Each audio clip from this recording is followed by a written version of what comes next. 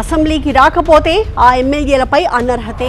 60 రోజులు అసెంబ్లీకి రాని ఎమ్మెల్యేలపై ఆటోమేటిక్ గా వేటు పడిపోతుంది అంటున్నారు డిప్యూటీ స్పీకర్ రఘురామకృష్ణరాజు. పులివెందుల అసెంబ్లీకి ఉప ఎన్నిక రావచ్చని కూడా జోస్యం చెప్పారు. ఒక్క పులివెందుల ఏంటి, మొత్తం 11 సీట్లకు ఉప ఎన్నికలు రావచ్చన్నారు. ఏపీలో ప్రతిపక్ష హోదాపై మళ్లీ రచ్చ మొదలైంది. అసెంబ్లీ సమావేశాలకు వైసీపీ ఎమ్మెల్యేలు రావాలని టీడీపీ డిమాండ్ చేస్తుంటే ప్రతిపక్ష హోదా ఇస్తేనే సభకొస్తామని వైసీపీ పట్టుబడుతోంది. నీ మందబలంతో ఆ గొంతు వినపడకుండా తొక్కేయకుండా ఉండడానికి ఎట్లా అవకాశం వస్తుందంటే ప్రతిపక్ష హోదా ఇస్తే. అది నీకు దమ్ము ధైర్యం అంటే ప్రమాణంగా వచ్చి వినిపిస్తాం. వైసీపీ వ్యాఖ్యలపై ఆగ్రహం వ్యక్తం చేశారు డిప్యూటీ స్పీకర్ రఘురామకృష్ణరాజు.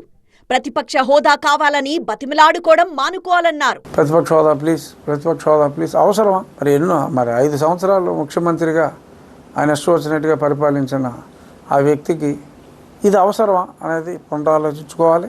నిబంధనల ప్రకారం అసెంబ్లీకి రాని ఎమ్మెల్యేలపై అనర్హత వేటు తప్పదన్నారు డిప్యూటీ స్పీకర్. రూల్స్ ఉన్నాయి. 60 రోజుల పాటు ఆయన అసెంబ్లీ సమావేశాలకు రాకపోతే ఆటోమేటిక్గా అది మా చేతుల్లో కూడా ఏం ఉండదు. ఆటోమేటిక్గా ఆయన డిస్క్వాలిఫై అయిపోతారు. ఇంచుమించు ఒక 37 రోజులు ఎంతో మధ్యలో ఎప్పుడో ఫస్ట్లో ఆయన వచ్చారు కాబట్టి ఒక 3 రోజులు తగ్గినాయి. 37 రోజులే ఎంతో అయినట్టుగా ఉంది. మరి ఈ తర్వాత సమావేశాలకు కూడా మరి ఆయన రాకపోతే మొన్న పులివెందులలో ఏదో బై ఎలక్షన్ వచ్చింది కదా, అలాగే పులివెందుల అసెంబ్లీకి కూడా బై ఎలక్షన్ వచ్చే అవకాశం ఉండొచ్చు.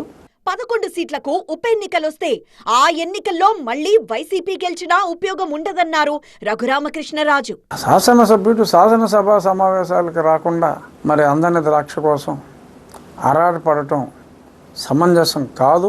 ఒకవేళ బై ఎలక్షన్ వచ్చింది, 11 మందికి బై ఎలక్షన్ వచ్చింది, ఓకే, ఫర్ సపోజ్ నెగ్గేశారు అనుకుందాం, ఏమవుద్ది?